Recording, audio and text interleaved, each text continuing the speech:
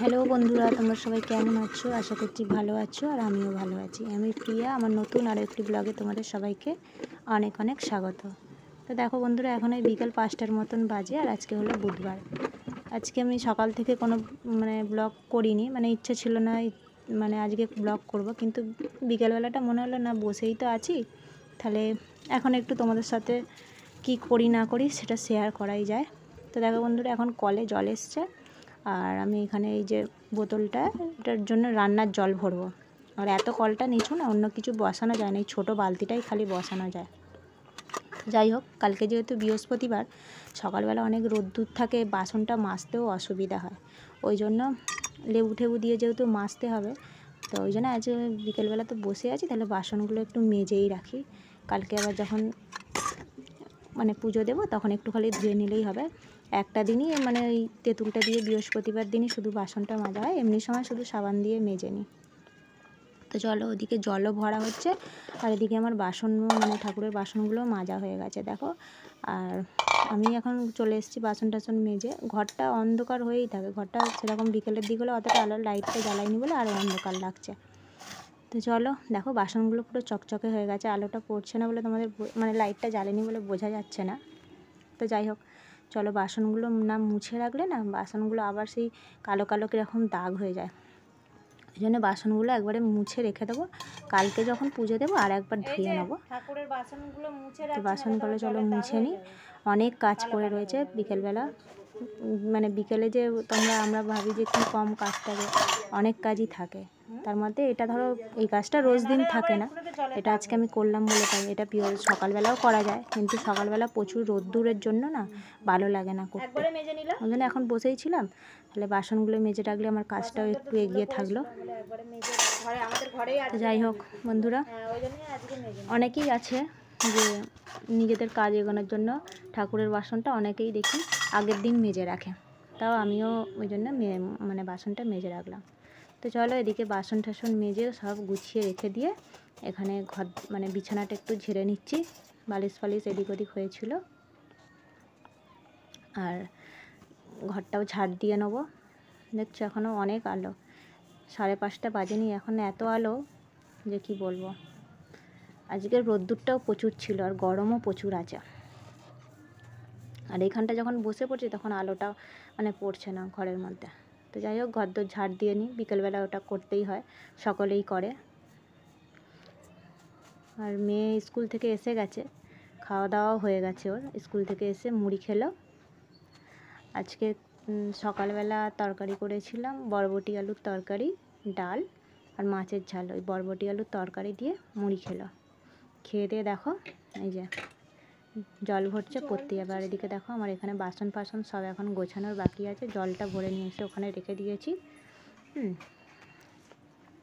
তো এখন রেডি হচ্ছে, চুল টুল আঁচড়ালো, জল ভরে নিয়ে পড়তে চলে যাবে। 5:30 থেকে পড়া, এসে স্কুল থেকে আস্তে আস্তেই 5টা বেজে যায়, 4:45টায় ছুটি হয়। বাড়ি আস্তে আস্তে 5টা বাজে। এসে কোনো রকম হাত মুখটা ধুয়ে জামা কাপড় ছেড়ে আবার কিছু খাওয়া দাওয়া করে আবার জানাই এই যে পড়তে যাচ্ছে। এদিকে দেখো, এখানে জামা কাপড় গোছানো সবই বাকি আছে, জামা কাপড়গুলো পরে গোছাবো। আর দেখছো উঠোনটা কেন ভিজে বলো তো, এখানে না মার্বেলের কাজ হচ্ছে, মার্বেল দিয়ে গেটে মার্বেলের কাজ হচ্ছে, ওই জন্য মিস্ত্রি লেগেছিলো। তো মিস্ত্রিরা চলে যাওয়ার পর আমি আবার উঠোনটা ধুলাম, মন্দির উঠোন সব সাদা সাদা হয়ে গেছিলো। তো যাই হোক, এদিকে মেয়ে চলে গেছে পড়তে, আর ওই যে এই কাকিমারি মেয়ের বাড়ি, তো কাকিমা আমার সাথে গল্প করছে আর একটু বলছে একটু জল দে না, ফ্রিজের জল একটু মিশিয়ে দিবি, পুরো ঠান্ডাটা খেতে পারে না। ওই জন্য মিশিয়ে কাকিমাকে জল দিলাম। আর কাকিমা কী সব কথা বলছে, কাকিমার সাথে কথা বলছে। আর জামা কাপড়গুলো আমাকে তো আমার কাজ করেই নিতে হবে, নাহলে সব পড়ে থাকবে। তো জামা কাপড়গুলো গুছিয়ে নিই। আজকে সকালের দিকে না শরীরটা ভালো লাগছিল না, ওই জন্য সকাল থেকে ব্লগ করব না বলেই ঠিক করেছিলাম যে আজকে আর কোনো ব্লগ করব না। কিন্তু বললাম না তোমাদেরকে, বিকেলের পরে মনটা হচ্ছে না, তোমাদের সাথে কি করছি না করছি একটু শেয়ার করি, তাহলে আমারও ভালো লাগবে। একদিন না ইচ্ছা করে না, কিন্তু এটা করতে আমি এখন না ভালোই বাসি, কী করছি না করছি তোমাদের সাথে শেয়ার করব, এটা আমার খুব ভালো লাগে করতে। তাই জন্য বললাম যতটুকু পারি ততটুকুই দিই, বন্ধুদের সাথে শেয়ার করি। তো যাই হোক, মেয়েও পড়তে চলে গেছে ওইদিকে আমি জামা কাপড়গুলো সব গুছিয়ে নিই। এখনও সন্ধ্যা হয়নি, কিন্তু তাও 6:45 মতন বাজে। 6টা বাজলে তারপরে সন্ধে দেবো। এখন তো 6টা বাজলেও অন্ধকার হয় না, ঠিক 6:30 বাজবে তারপরে সন্ধেটা হয়। যে তোমাদের দাদাভাই একটা নতুন জায়গায় একটা কাজে গেছে, তো যাই হোক কখন আসে ও যাওয়ার ঠিক থাকে। ও তো মাইনে সিস্টেমে কাজ করে, এমনি মানে ফুরনে কাজ করে, তো কখন আসবে জানি না। কাজের জন্য না খুবই এখন আমরা চিন্তায় আছি, যেখানে যেখানে ডাকছে সেখানে পার্ট টাইম কাজ করছে এখন, মানে কোনো পার্মানেন্ট কাজ করছে না। তো যাই হোক দেখো এদিকে সন্ধ্যা হয়ে গেছে, ওই 6:30 মতন বাজতে যায়, 6:30 কি 6:20 হবে, আমি অতটা ঘড়িটা তখন দেখিনি। তো চলো, এই দেখো আমি এখানে না হাত পাচ্ছিলাম না, বোতলটা নেওয়ার সময় নিয়ে নিলাম আর ওঠানোর সময় ওঠাতে পারছিলাম, তো একটা টুল ছিল ওটাকে টেনে নিয়ে তারপরে ওখানে তুললাম। তোমাদের দাদাভাই থাকলে তাহলে বলতো মা কী বলে বলো তো, তোমাদের দাদাভাই যদি কিছু না দেবে বলবে মা তো ছোটোবেলায় কমপ্লেন খাওয়ায়নি তাই জন্যই এরকম অবস্থা। তো যাই হোক ওটাও সবসময় বলে থাকে, আগে রাগ করতাম, এখন আর কিছু মনে করি না, বলছে।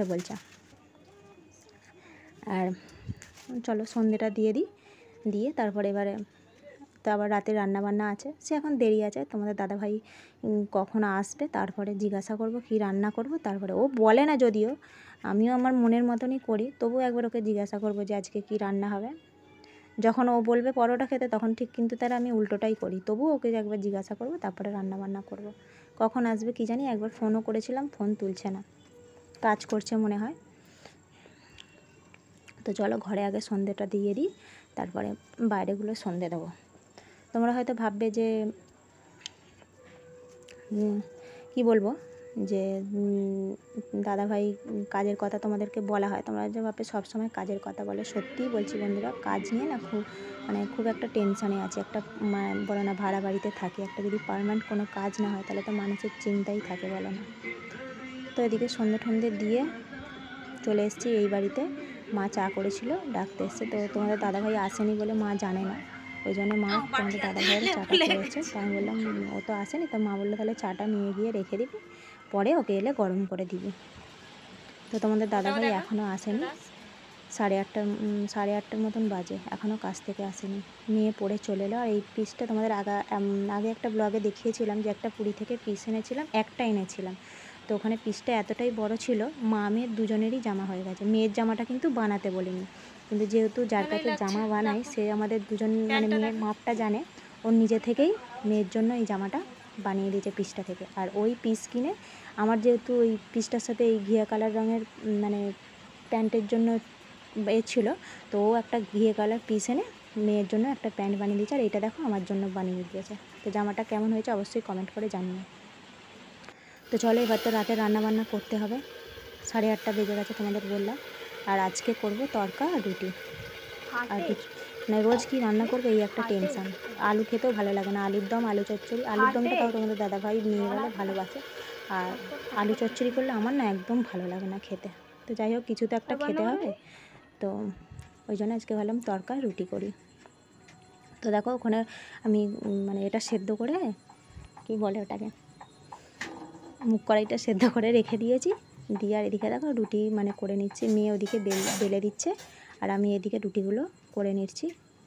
রাতে যখন রুটি করি মেয়েই রুটিগুলো বেলে দেয়, তাহলে না আমার একটু সুবিধা হয়। আর বেশি রুটি হয় না, 10-12টা রুটি হয়, তাও একটু কেউ বেলে দিলে এই যে ওপর নিচ করতে একটু অসুবিধা হয়। তাই জন্য মেয়ে যেদিন মানে খুব পড়া হয়তো চাপ আছে, আন্টি পড়া দিলে সেদিনে বেলতে পারে না, নাহলে কিন্তু রোজ মানে প্রায় দিনই ও রুটিগুলো বেলে দেয় আর আমি করে নিই। তো যাই হোক তোমাদের দাদাভাই কিন্তু চলে এসছে কাজ থেকে, এসেও ক্লাবে গেছে, আর আমরা এদিকে মা মেয়ে রান্না করছি। আমি একটু দেরি করেই রান্না বসাই, আজকে তাও তো 8:30টায় বসিয়েছি। অনেক বাসন পড়ে রয়েছে, তোমাদের দাদাভাইয়ের টিফিন, তারপরে মেয়ে স্কুলে নিয়ে গেছিলো সেই টিফিন, আর মাজিনি। আমি জানি তোমাদের দাদাভাই তাড়াতাড়ি চলে আসবে, তো একসাথে মাজবো, তো সেই হিসাবে মাজিনি, একবারে রান্নাবান্না করে নিয়ে সব বাসন মাজবো। তো ওই জন্যই ভাবলাম যে তাহলে তাড়াতাড়ি রান্নাবান্নাটা সেরে নিই, একবারে বাসনগুলো মাজতেও আমার সুবিধা হবে। তো ওই জন্য আগে রুটি টুটি করে নিয়ে একবারে বাসন মেজে নেবো। বাসন মাজবো, আর তোমাদের দাদাভাই মানে কাজে যায় একটা গামছা এগুলো নিয়ে যায়, ওগুলো আমাকে এখন ধুতে হবে। ধুয়ে দিলে মানে ও ধুয়ে আনে, কিন্তু ও যেহেতু কারখানায় কাজ করে কালি, সেগুলো একটু সাবান দিয়ে ধুলে না পরের দিনও ব্যবহার করতে মানে ভালো লাগে, নাহলে না কেমন একটা গন্ধ ছাড়ে লোহা চূড়ের। তো ওগুলো করবার এখানটা দেখো মানে আমার যেখানটা আমি রান্না করি লাইটটা এমনই যে তোমাদেরকে কষ্ট করে কিছু দেখা যায় না, সব আবছা আবছা লাগছে।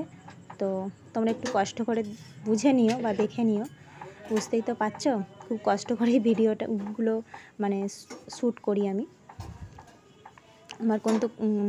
আমার কিন্তু কোনো রিং লাইট বা এইসব নেই, হ্যাঁ, যে এখানে দাঁড় করিয়ে দেবো, কেউ ক্যামেরা একটা ধরে দেয় তখন ওইভাবেই শ্যুট করি। তো ওদিকে রুটির তরকারি আমার সবই হয়ে গেল, দেখো তরকা যেরকম করে সেরকম করেই করে নিয়েছি। আর তোমাদেরকে পুরো রেসিপিটা দেখালাম না, অন্য এক সময় দেখিয়ে দেবো। তো তোমাদের বলেছিলাম দেখো অনেক বাসন পড়েছে, আর এখন আমি কলতলায় বাসন মাজতে বসে পড়েছি। চলো বাসনগুলো মেজে নিই। রান্না করতে করতে তাও 9:30 মতন বেজে গেল। তো তোমাদের দাদাভাই চলেও এসেছে, আর এদিকে দেখো কাছ থেকে আসার সময় তোমাদের দাদাভাই জিলিপি এনেছিল, আর এদিকে খেতে বসে গেছি দেখো আমরা লুচি, রুটি, তড়কা আর জিলিপি। তো আজকের মতন টাটা, গুড নাইট।